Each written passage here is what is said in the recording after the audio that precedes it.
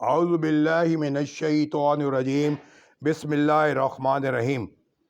آج ہمارا جو موضوع ہے وہ 12,000 یہودی بندر ہو گئے۔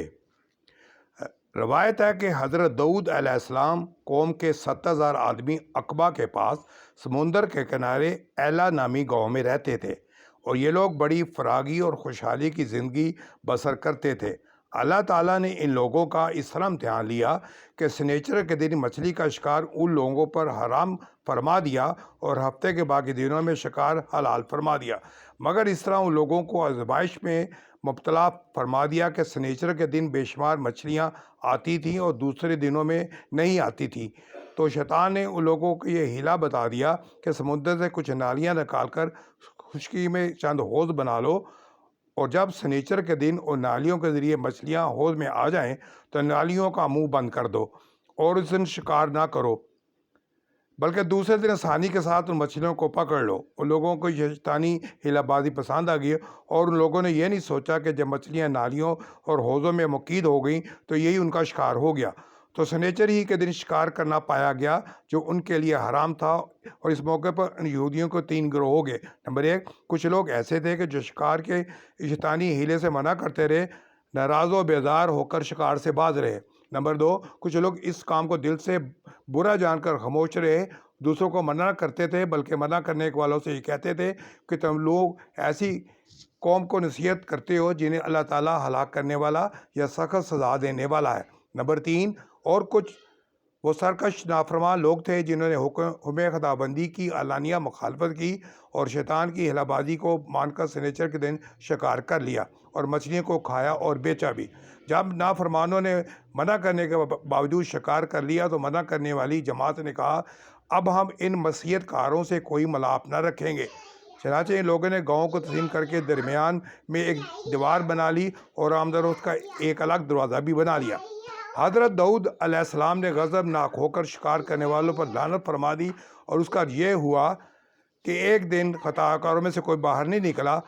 تو انہیں دیکھنے کے لیے کچھ لوگ دیوار پر چڑھ گئے تو کیا دیکھا کہ وہ سب بندروں کی صورت میں مسخ ہو گئے ہیں۔ اب لوگ ان مجرموں کا دروازہ کھول کر اندر داخل ہوئے تو وہ بندر اپنے رشتہ داروں کو پہچانتے تھے اور ان کے پاس آ کر ان کے کپڑوں کو سونگھتے تھے،